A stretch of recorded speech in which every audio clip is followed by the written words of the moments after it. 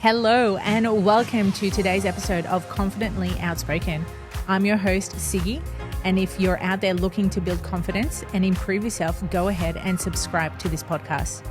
I publish these episodes every week so you can consistently get better and become the confident person you want to be. Hello and welcome back to Confidently Outspoken. I'm so happy to have you here today. I have a special guest with me. For those who don't know Jordan Schmidt, who is a business owner, also had been on Survivor, for those who are familiar with that TV show, and has gone through his own transition from a challenging upbringing. And I'm not going to give away too much because I want him to speak about it himself. But eventually it led him to open multiple businesses. And now his primary venture is Being Modern Mentality, which through that platform, he's dedicating his time to become the best version of himself, but also being a leader for our men, children out there, which is such a beautiful gift because in this era of living, this is something that we are needing more of. You know, as someone as myself who is confidently educating women, we need to have that masculine energy to confidently lead men as well. So without further ado, Jordan, thank you so much for joining me. Thank you for having me, Siggy. That's some very kind words. I'm a very kind person. Well, you might not think I'm very kind right now, but like, if it's okay with you, obviously, who would have thought that our accidental reconnection through Instagram would lead us to be sitting here right now? Oh, it's actually crazy how the universe works, actually, especially with the coaching you're doing with females and what I'm doing with men. So it's crazy. If you feel comfortable, would you like sharing to our audience how the hell do we know each other? Well, we met, quite a long time ago. It was about 10 years ago through a mutual friend, Roscoe. Was it at a party?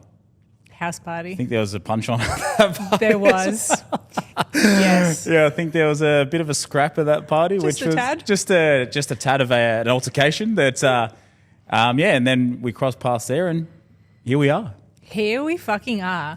Look at us, adults now, where we were like kids back then.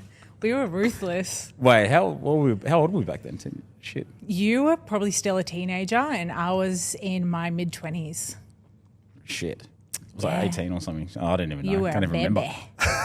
Yeah. Oh, shit. I know, right? People are like, so what's the deal? It doesn't matter, guys. What happens, back then, happened back then. But here we are. And I want us to start talking about, firstly, about your experience on Survivor. We've personally been chatting so much about you coming from a rough upbringing to being on television, national television. I didn't really realise the magnitude of it until I was on it. It's massive in the States, like one of the most watched in the US, UK as well. So yeah, had a few random messages from the States and the UK and all over the place, which I was like, I didn't actually realise was this big. So yeah, it's pretty big. Well, I want us to dive a little bit deeper into this because you have surprisingly have discovered many things about yourself while you were on that show. And I want you to share that with us. Yeah, so Survivor, aside from all the cameras and all the billboards and everything that you see, Survivor was probably one of the biggest game changers in my life. I didn't know what to expect. I went on with my cousin Josh, and it was during COVID, so it was during our one of the worst, I think the last lockdown we had. I was sitting on a couch and having a beer, and Josh calls me up and he goes, would you be ready to go on Australian Survivor? And I'm like, what do you mean? Because we didn't even apply for it. So he's like, do you want to go on Australian Survivor? I'm like, are you G'ing me up or is this legit? And he's like, nah, man, I'm serious. I'm like, all right, sweet. So I didn't think anything of it. Yeah. All of a sudden the next day, we get a call from the Channel 10 producers and they're like, we need you to audition. And if you guys are successful, you're going to be flying to Queensland in 6 days. And I'm like, what? I was like, we literally can't even go outside the house. And then all of a sudden we're going to Queensland on Australian Survivor. And Josh goes, you ready for it? I'm like, yeah, let's go. Like, let's fucking go. Let's give it a crack. anyway, it was successful. So we had to do a week's worth of blood tests, training, all that sort of stuff. And then literally got the call on Sunday night. And then the next Friday we're in Queensland. And then we had to isolate for 2 weeks in a hotel with no balcony. So we had to then sit in there for 2 weeks, get regular COVID tests. So that was the start of the Survivor journey. I didn't really know what to expect. There was a lot of nerves. I was like, shit, we're about to go on like national TV. No one knows where we are. We couldn't tell friends or family, like just our immediate, like what we were doing. And we're about to disappear for like 10 weeks. So I was like, this shit's crazy. And then when we got on Australian Survivor, it's just, it's nothing like I've ever experienced. Probably one of the greatest experiences of my life, but also one of the most challenging. The conditions, like people are like, oh, surely they feed you. And I'm like, nah, you're on 600 calories, rice and beans the whole time. And my usual calorie intake's about 3,500 a day. I was going to say at least 3.5. Well, you'd know as a coach. So my usually calorie intake's 3,500. So to jump straight to 600, I was like, oh shit. But yeah, when we're in the game, it was just like what I really took from Survivor is just how hard it is. Like you're in the elements. Like it's 35 degrees during the day, drops to 14, 16 degrees at night, and you're sleeping on the sand. But the craziest thing about it was, as challenging as it was, it's the most peace I've ever been in my life. So I don't think I've ever felt so good. Like I got myself into a primal state, which I've never actually been in. Like without your phone, without your bills or relationships or job or whatever, you find out who you really are. So you learn about how humans respond under extreme pressure, extreme heat. Because like we see all the time, everyone can be happy when everything's going well, but the real test of character is how do you respond when everything's not going well. So when I was in Survivor, I didn't actually need anything. I was in heaven. It actually felt like a bit of a holiday. How good. It just shows you how minimal stuff we need. Yeah. But we still are so consumed by everything else.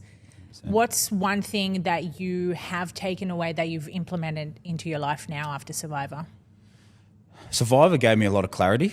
Before I went into Survivor, I was working in sales, and I was like, I want the best thing. I want this, And we've spoken about this multiple times. Yeah, 100%. Yeah. About people looking at success as like materialistic things, which again, like you go do you. But if that's something that you're not wanting, like why are you striving for it? 100%. Well, that was the biggest test because although I do want nice things, don't get me wrong, we all do, like we'll be honest, but I understood, like I realised that it wasn't the core driver. So what Survivor actually taught, when you're out there and you've got nothing, you can't even go like, we don't have Uber Eats out there. So when you're starving, you're starving. Like once you've had the 3 meals, the rice and beans, that's it. Yum. And it's just bland, like shit. But then it also makes you think too, because like you said, it makes you think of how much we have that we don't need. And I think Survivor for me really made me connect to my core values. So before I went in, I was like, buy the house, get the car, get married, follow call it the matrix, but follow what everyone else is following. And then my value system actually tapped into what I'm really about, and that's impact, legacy. So I tapped back into, I really love helping people. So I was like, how do I make the most impact from this? And how do I leave a legacy, which we'll touch on later. It's like, I've had nothing left behind for me, which is fine because as a man, it's your duty to create, protect, provide. So I then was sitting in Survivor going, how do I come out of this and how do I make as much impact? Therefore, like impacting the men of the future, even the women of the future, and also how do I look after my mum and my brother? Because everything that we have gone through as a family, she's one of my core drivers and core purposes. So I would say it just really gets you in alignment. So impact, legacy, family, and I think the rest will come. I love that so much. And it just shows the drive of you as a masculine leader as well. And I want us to touch base on this now before I forget. But like too often when people think of masculine energy and feminine energy, they look at masculine people as like someone who's like strong, build, someone who's in shape or good looking, whatever it is, but they don't look at the other aspects of it, which is something that you're teaching at Modern Mentality. So I would love for you to explain that to people. Masculine energy and masculine traits. Where a lot of guys will go wrong, I've done this as well, is everyone has different masculine traits. And you just need to learn which ones are your key masculine traits, and you need to strengthen those. You don't have to try and be like, we spoke about it before, like the Andrew Tates and guys like that who are very dominant. And some guys aren't. Some guys are kind, so very kind. So kindness is a very strong masculine trait. Some people are nurturing in a different way, which is feminine and masculine. But they try to be the other traits. Mm-hmm. You're either strong, you're either a leader, or sometimes you might not be. You might be the quiet, calm, like sort of masculine, which can weather the storm. Or you might be the outgoing, loud, courageous leader masculine that steps out in front and jumps in front of the camera. You just need to figure out which one you are and leverage those traits to the best of your ability, because a lot of people try to focus on skills that they don't have instead of leveraging and making their current skills better. Probably can say that better, but instead of leveraging and using their quality traits, which I've been guilty of before. As a young 20-year-old trying to learn how to be masculine, like my mum raised me and like I've had great male mentors. But I actually didn't really know what it was like to be like a man, because I didn't have consistent male leadership in my life. And my father committed suicide when I was young. So those wounds what that then builds as well is you're like a whole another set of issues. So for me, trying to become a man and figure out what traits I really possess was quite a journey. It was fucking hard. So, but one thing I'm truly grateful for is everything that has happened has made me who I am today. And once you realize that, then you can actually move forward. If you stay in the victim mindset, you're not going to grow. You can either be the victim or the victor.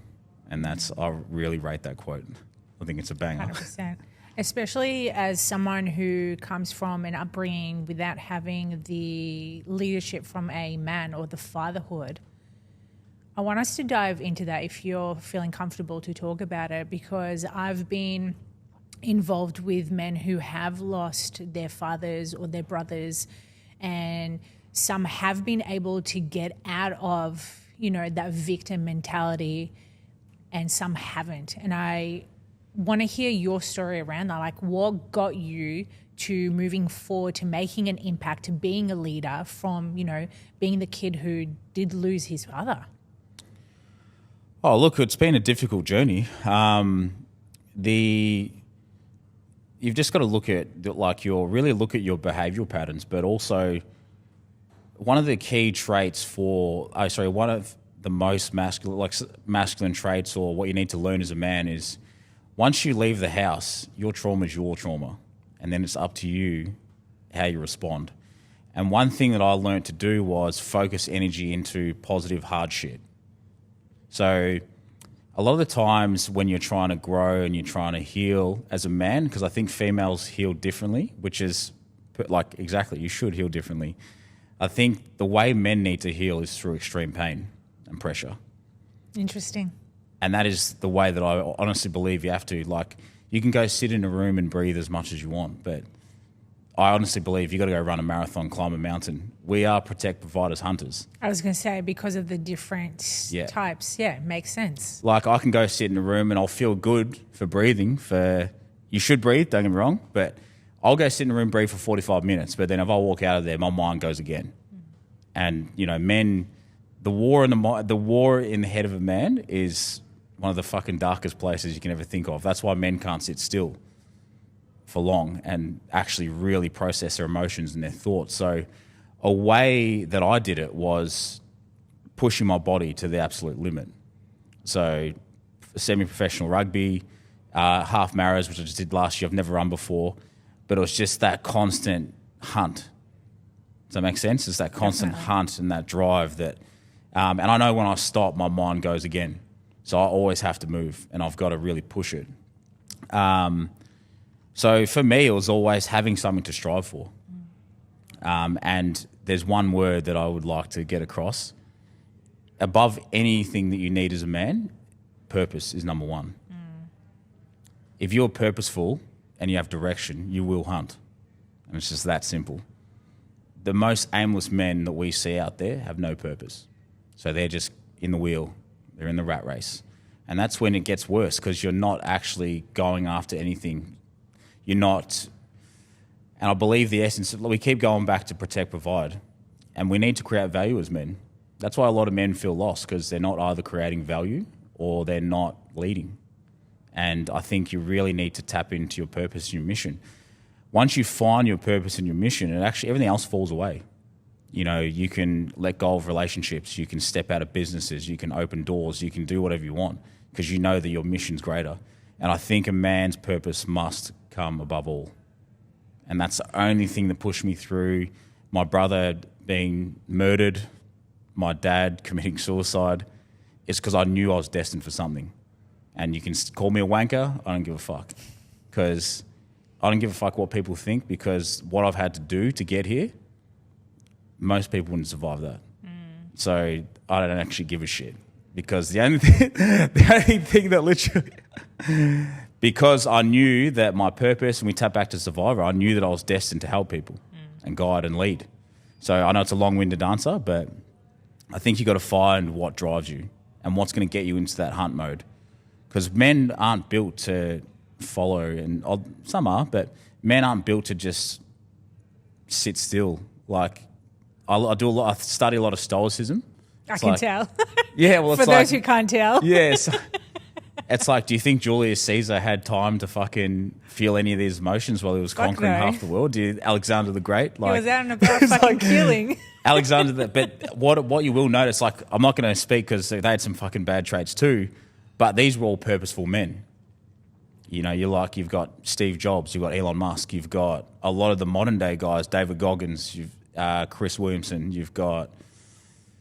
These guys are all purpose driven. They're here to create impact. They're here to create change. Make a change. They're here to lead. And I think above all, I think men, we need to feel valued and we need to feel respected. I think love is for women and children. I will disagree, because I think men want love as well. I would say to a degree. I'll challenge you on this one. Okay, let's challenge. I think men want love. They don't need it. Yeah, okay. Because what I would love from... Well, I said the word love again. I think what it comes down to, though, is... You can probably cut that last bit out. But no, I think I'm leaving it in. I think what it comes down to is men will die for... We're going into partners now anyway, but men will die for their partners if they're respected and valued, not for love. And that I agree. Yeah. And this is a conversation that we've had multiple times when it comes to a relationship, dating, casual sex, situationships, whatever. Yeah. If a man doesn't feel respected by their partner, no go. Oh, if a man doesn't feel respected, you're going to see his traits change. Mm-hmm. That's when all we really need is to be respected, valued, and supported. That's the only three key traits, because men need to feel powerful. And if their partner makes them feel powerful, their partner will be treated like a queen. But then on the other end of that as well, the man has to act like a king too. 100%. So it's double-edged sword. Yeah. It's a double-edged sword. Like, you can't ask for a queen if you're being a bitch. Or you can't treat someone like a queen if you're getting treated like shit. Yeah. So it's a double-edged sword. It goes both ways. There's no right or wrong. And that's why a lot of the things we speak about is, I think for men... Figure out what you're trying to conquer, figure out your purpose and self-mastery, and then you can enter any situation in the right way. Because, that's about it. I want us to talk about relationships and dive a little bit deeper into that as well, because you mentioned really good points around how a man wants to be supported by their partner, but the partner also needs to nurture and support the man. Yeah. And it works both ways. do you think, or how do you navigate, or how have you navigated relationships in the past by showing a vulnerable side of you that wasn't, a true or a typical quote unquote masculine trait? It's changed throughout the years. Through my early 20s, I was just destructive. Yes, you were. I was destructive. I didn't know how to be vulnerable. I was in so much pain and in such a victim mentality. But what 20-year-old guy does, do you know what I mean? I think through the 20s, even as a female, I can speak for myself, even through my 20s, I was just navigating transformation, trying to figure out what I'm wanting to do, who I am, who I'm becoming. So it makes sense. Yeah. Well, I think, the thing as well, females develop a lot faster mentally. Men, the average age is 35 to 40 before you hit peak. Whatever is it, financial, emotional, physical, mental. So it's exciting for me. 32, so a couple of years to go. I think it's, as a young guy, being vulnerable is very hard because vulnerability, also guys need safety to be vulnerable. There's a lot of men now, you can't be vulnerable around certain mates. You can't be vulnerable around certain partners. So I think vulnerability comes from safety as well. Safety of not being judged. Because it can go one of two ways. And if we're going to speak about relationships, you can be vulnerable to a woman and you're going to get one of two responses. She's either going to be a bitch and hold it against you, or she's actually going to accept it and nurture you and empower you. Yes. So you're going to get the nurturer side or you're going to get the other side. But also what I really want to touch on for guys out there, vulnerability without action is weakness. So I think that's a very good quote because vulnerability is a superpower. So everybody should be showing their vulnerabilities, and especially for connection. We're human beings. We're built on connection. Anyone who says they don't need anyone is full of shit. So it's you want to connect. So being vulnerable builds connection. But if just say, and to give you an example, I'll just use a surface level vulnerabilities where it's I'm not really feeling good about my body. So go to the gym and train. Where if I was to go to you, I'm not feeling good about my body, then 4 months later I'm still doing it. That's where people need to understand that's when vulnerability is weakness. Does that make sense? Yeah. Because there's nothing being done about the vulnerability. You're repeating the same cycle. No change is being made. You're just complaining. You're being victim about it. Yeah, then there's no action. Yeah. But vulnerability has changed for me because as I'm entering my early 30s, vulnerability is going to give you answers. I know you probably know what I'm saying, but keep going. Being vulnerability is going to give you an honest answer of whatever situation you're in.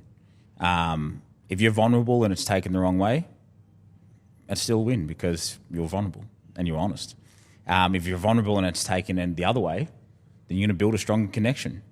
And that's in regards to relationships, because what will happen then is if you're not vulnerable and you're not expressing how you're feeling, where guys will go, I've done this in the past, they'll build resentment and then they'll actually, like a lot of guys, bottle it, and then it just takes a catalyst event and then it just fucking explodes if you don't know how to control yourself. And I did that a lot through my early to late 20s. Because I was I see this with women as well, to be honest. And yes. I can speak about this from experience because there's been numerous times where I would be vulnerable in a really critical moment and I was judged for it. And there's nothing worse than you being judged by someone who you care for so much, and then it just builds a wall. Yeah. And you're like, okay, there was a little bit of judgment, no grudging, whatever. But then you're vulnerable again and they judge you again. And every time you're being judged by the same person that you're looking up to or you're being with, it's just, as you mentioned, it's holding on to that resentment, which eventually you just blow out. There's a massive fight and you walk out of the door, they walk out of the door, whatever happens, no good.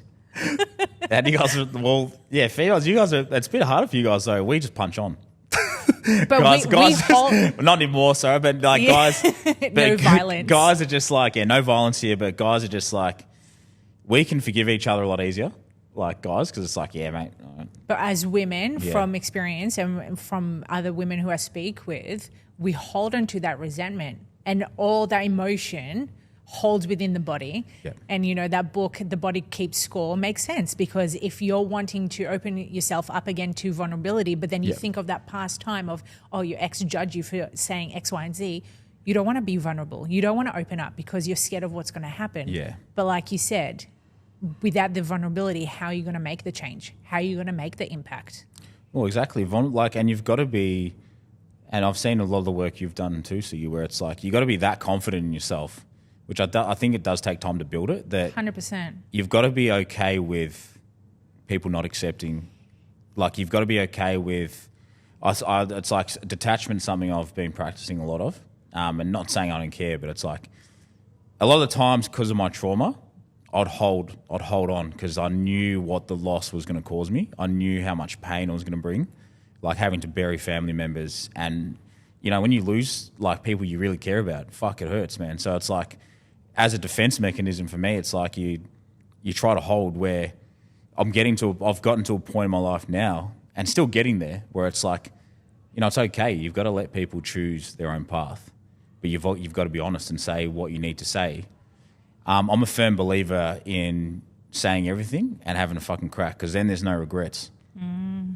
Instead of sitting going, what if? Yeah, I don't deal in what ifs. I deal in, I gave it a crack. Yeah. So But it's so interesting because, again, like that's also another way of like being vulnerable. Yeah. Being open with yourself, going, okay, I'm going to take that risk. Like, you didn't know that you were going to be able to go and Survivor and do it. You didn't know how to navigate it throughout that time of being on TV and then after, and having that exposure, you know, nationally, internationally, or the impact that you're making right now with men. You're just putting out yourself and giving it a go. Yeah. Well, it's I'll touch on this because I really wanted to speak about it. But one thing that loss has taught me, I don't fear death. And also don't have much fear, because I know that it can go. Like, if I was to walk out of here and get hit by a fucking car, that's it. So I know that life is down to the millisecond every time. So for me, when I'm gone and they bury me, what have I left behind? That's how I live. That's my purpose. What impact have I made? I might get the Porsche GTS, which is my dream car at the moment. How fucking sick are those cars, though? Wait, what colour? What colour? Oh, black on black, 100%. Okay, good. Black on black. Good. I might get that, but when I'm gone, who gives a fuck? Exactly. No one's going to be like, oh, fuck, Jordan had that mad car. Or abs, yeah, you know? Like, or like he had that hairstyle or whatever. Cool. Like, no one's going to remember that. They only care about, and I just want to bring up a little story. I was coaching, I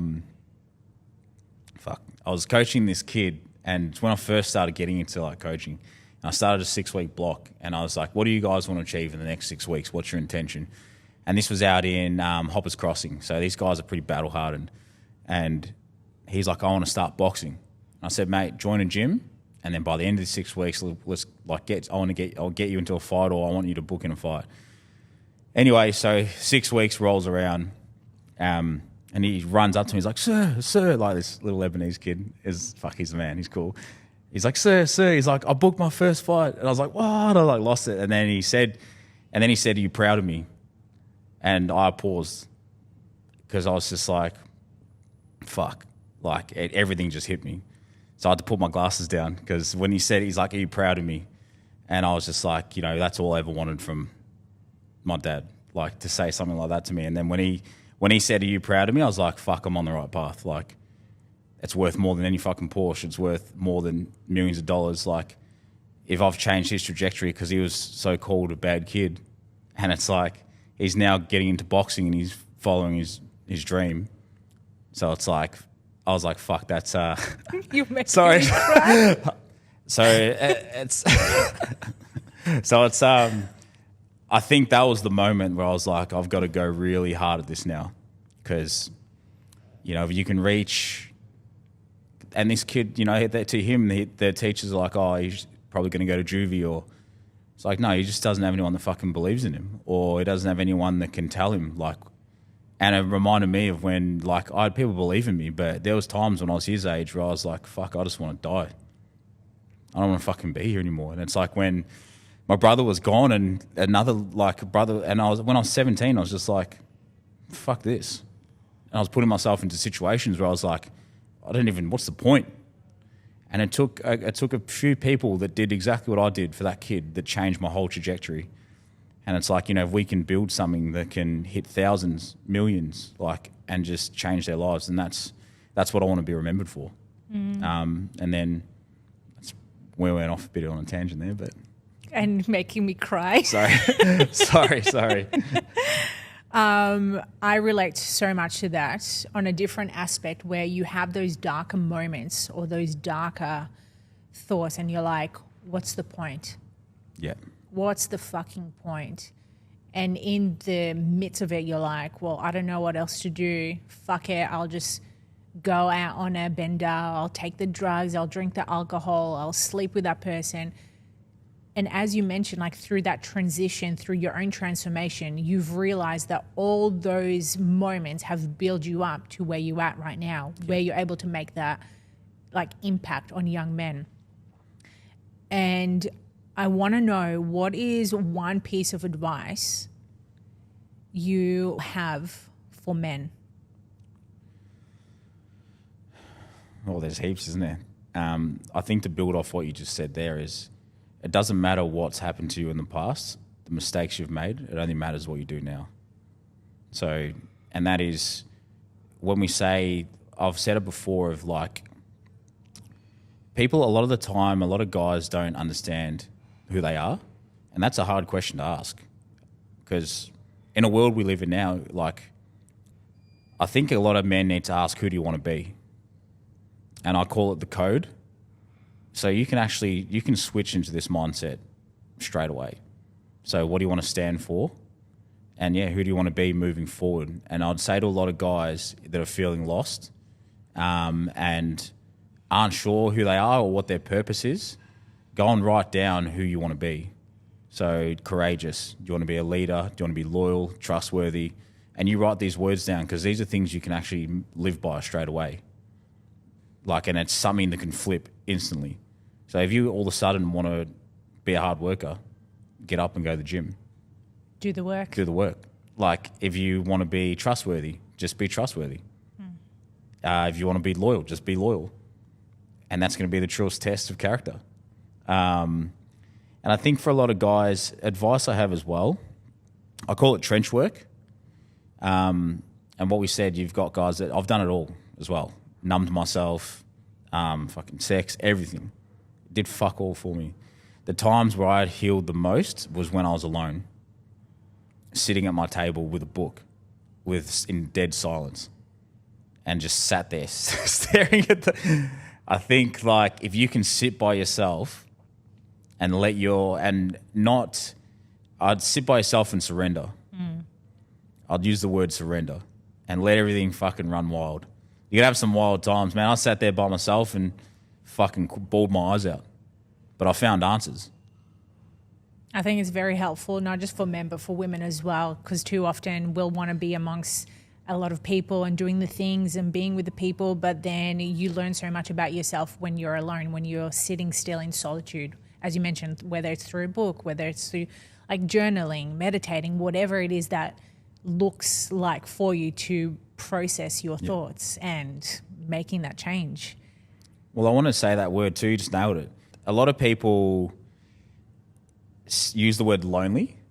I'd actually switch it. This is another mindset shift. And it depends on the season as well. A lot of people are I'm just lonely. It's well, why don't you just say, no, I'm in a season of solitude? I think solitude holds a lot of power because the word solitude means, I'm just building. I'm growing. I'm figuring out who I am. I'm about to be a fucking absolute weapon. Yeah. Where if you sit there and you're I'm in a season of loneliness, it's coming from a position of lack. Negativity. Victim. If you're in a season of solitude, it's I'm about to get fucking jacked.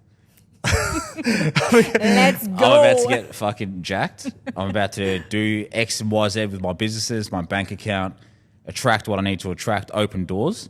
That shift alone. So don't sit down and go, I'm so lonely. Let's go, no, I'm building. This is fucking the remodel.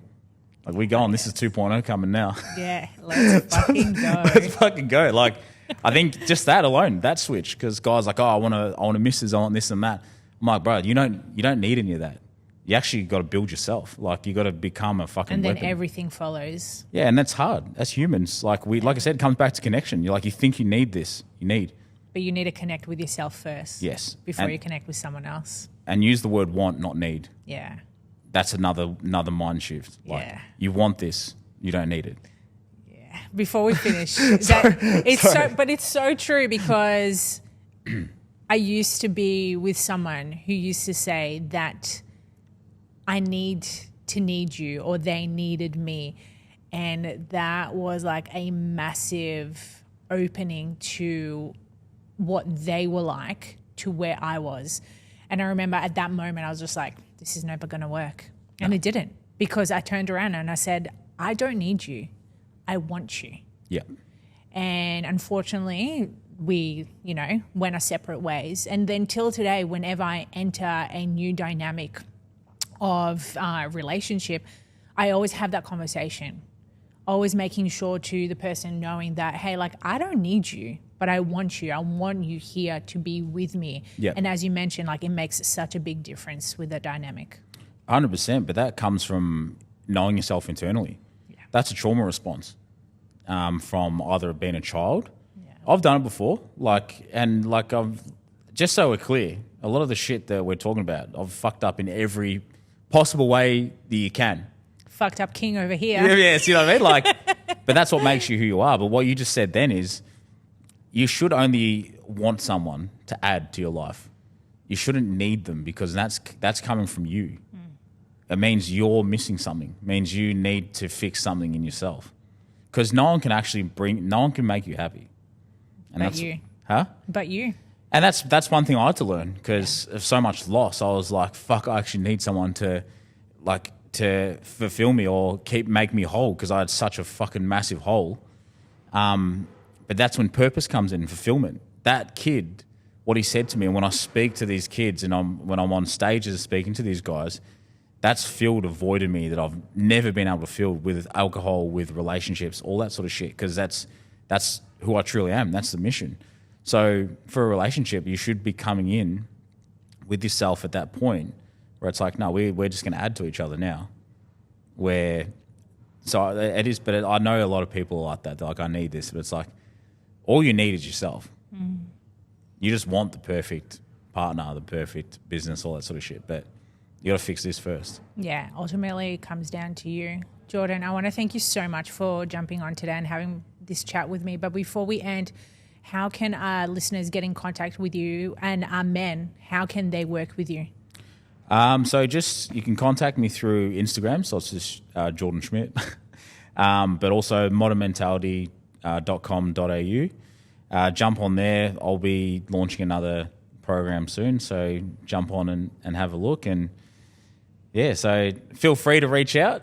But I just want to say thank you, Siggy, for providing this opportunity and having me in. It's been quite the conversation. I feel like we could have went for fucking hours. Forever. For ages. But I think I really do respect the work you're doing.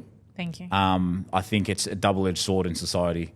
Men need to tap into their masculinity, but just as importantly, females need to understand how to tap into their feminine energy as well. Yeah. And I think because the balance at the moment, you need more masculine men and you need more feminine women, I think. So I just wanted to finish on that.